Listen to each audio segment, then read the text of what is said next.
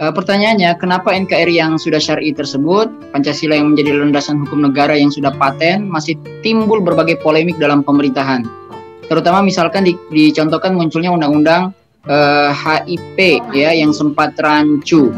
Dan yang kedua, apa seharusnya sikap kita sebagai muslim kafah jika ternyata yang memunculkan banyak polemik tersebut adalah mereka yang duduk di pemerintahan? Sebagai muslim yang kafah dalam situasi semacam itu, kita harus mengikuti baginda Kanjeng Nabi Agung Muhammad Shallallahu Alaihi Wasallam bagaimana menjadi warga negara yang baik. Kalau dia mempunyai nasihat, kritik, masukan terhadap pemerintah, ide-ide terhadap pemerintah, ketidaksetujuan, maka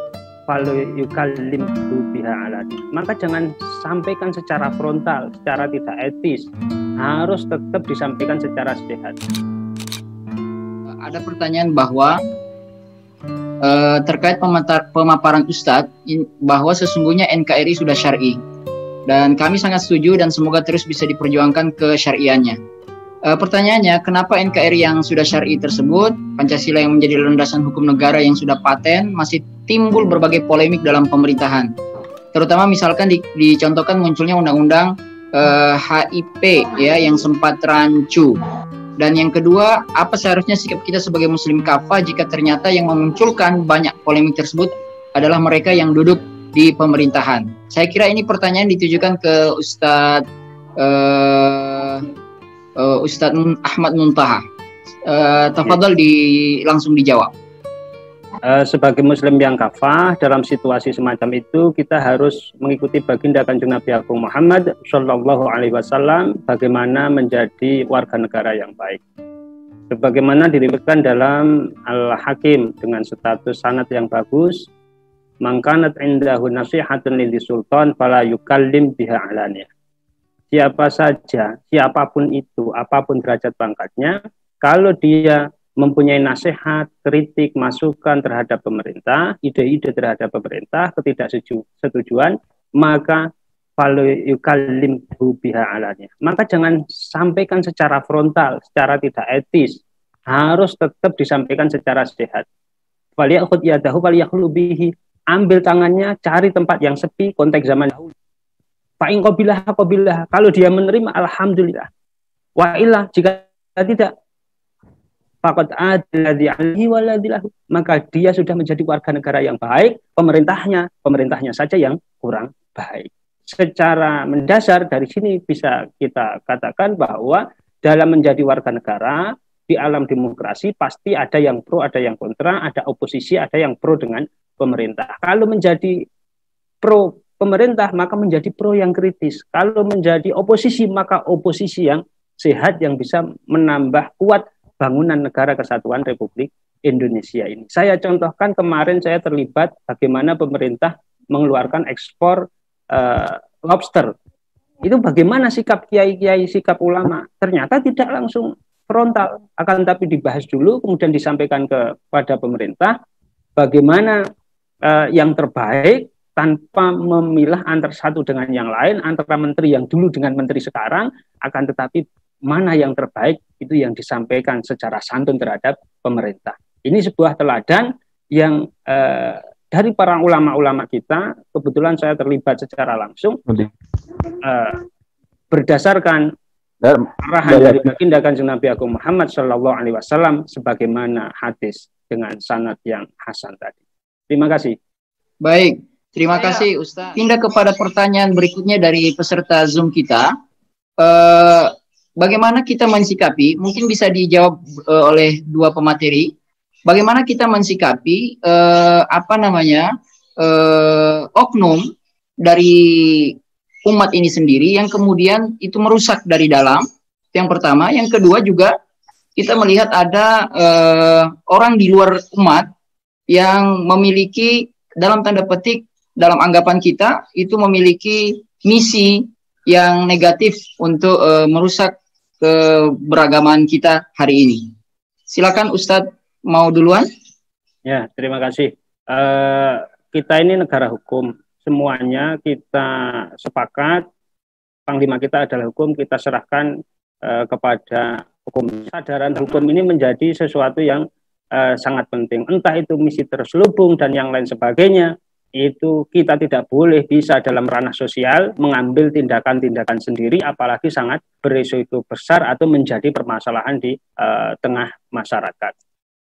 Itu yang pertama. Kemudian yang kedua berkaitan dengan pemerintah, sekali lagi bahwa dalam Islam itu kita diperintahkan untuk menjadi warga negara yang baik. Ya ayyuhalladzina amanu ati'allahu wa ati'ur rasul wa ulil amri minkum. Taatlah kepada orang yang beriman, kita taatlah kepada Allah, kepada Rasul, dan ulil amri minkum. Sama ini. Hanya saja bedanya kalau pemerintah itu ternyata kebijakannya itu justru minta maaf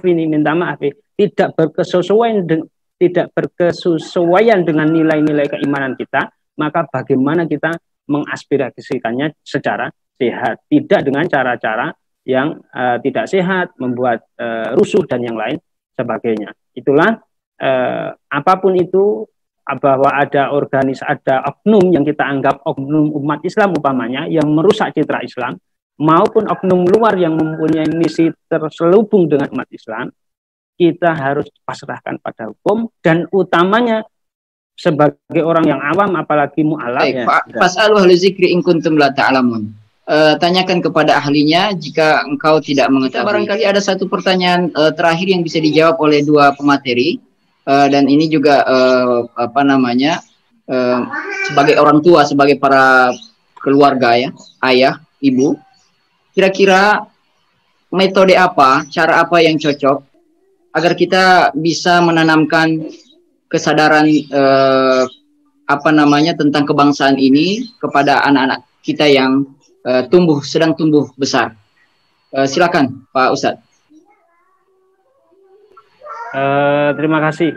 Dari fikih kebangsaan yang sudah mulai 17 periode tahun 2017 ini ya, saya menginisiasi melalui jaringan di Masal, melalui PWNU Jawa Timur, melalui PBNU, mencoba membahas hal itu bisa diakses secara mudah.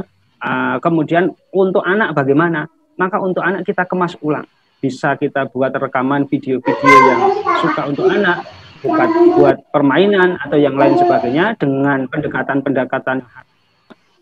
Kalau mau sederhana, kita kan sudah punya hubbul waton minal iman.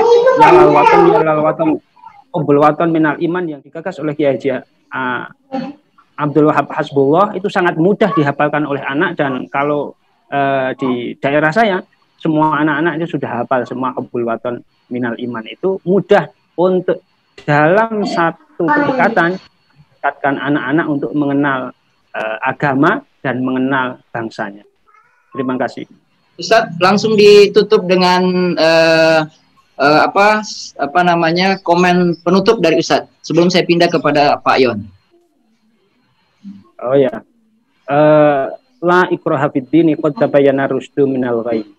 Bahwa kita dalam keragaman bangsa Indonesia ini harus sama-sama sadar untuk saling menjaga, untuk saling mengerti bahwa tidak ada paksaan dalam agama. Bahkan baginda Kanjeng Nabi Muhammad Shallallahu Alaihi Wasallam pernah senang cinta terhadap seorang perempuan yaitu Raihanah, akan tapi Raihanah tidak mau masuk Islam. Nabi pun tidak pernah memaksa, tapi sangat sedih. Nabi semacam sedih betul karena cintanya tidak kesampaian. Akan tapi seiring karena tidak ada paksaan dari baginda Kanjeng Nabi Muhammad Shallallahu Alaihi Wasallam, melihat akhlaknya, justru Raihanah sendiri yang akhirnya menjadi istri baginda Kanjeng Nabi Muhammad Shallallahu Alaihi Wasallam. Tapi yang kita catat, antara Raihanah sebelum masuk Islam maupun setelah masuk Islam, Nabi tidak pernah mengganggu kemerdekaannya untuk memilih agama. Walakinnahu lam yanza' anha hurriyat hadiniyah fi kilal halaini, sebagaimana diceritakan oleh Timsir Dr. Syekh Ali Jum'ah dalam karyanya. Terima kasih, semoga acara ini bermanfaat, tidak hanya sampai di sini saja, akan tapi Basnas bisa menggagas acara-acara yang baik, kerja-kerja sinergi yang baik, bisa dengan Himasal, bisa dengan Inifit atau yang lain sebagainya, yang pada prinsipnya meneguhkan wawasan kebangsaan kita. Terima kasih, Mas Moderator. Terima kasih Ustadz Ahmad Muntaha atas waktu yang telah diberikan dan ilmu serta pemaparan yang disampaikan.